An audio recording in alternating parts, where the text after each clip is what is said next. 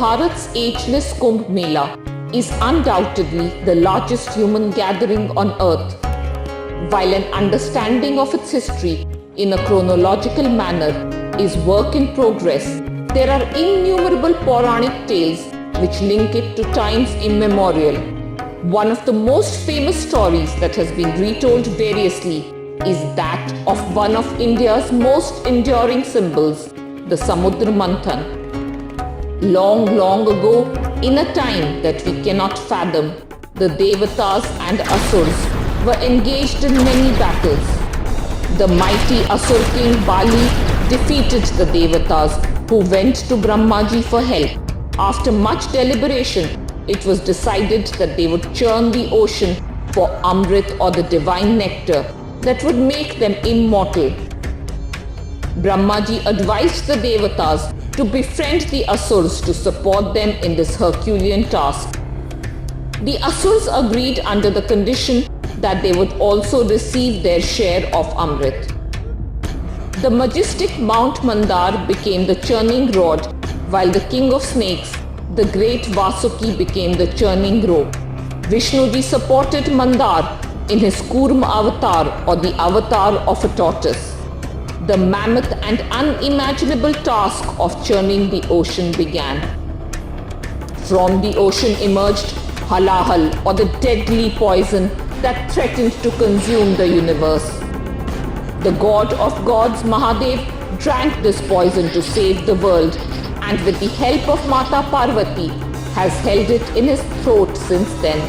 He is the compassionate Neelkant.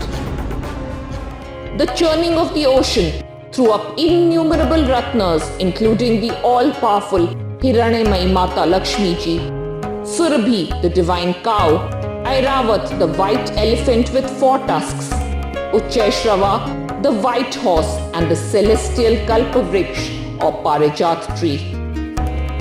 It was now time for the grand finale.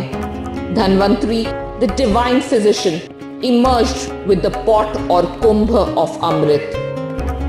The churning stopped, and both the devatas and asurs started arguing over the divine elixir.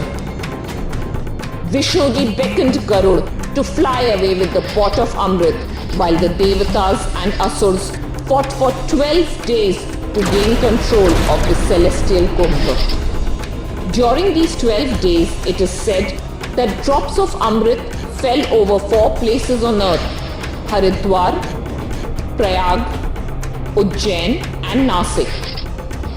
In order to end the dispute, Vishnu took the form of a beautiful woman called Mohini and distributed the amrit as he deemed fit. Of course, we know that the devatas got almost all of it, but that is a story for another day. Even today, devotees from across the globe assemble during the Kumbh Melas at these divine teerthas, Haridwar, Prayaga, Ujjain and Nasik, to take a dip in the holy waters which were once admixed with amrit. May these divine waters free us from all sins and lead us on the path of truth. May we conserve and preserve these divine waters for our future generations.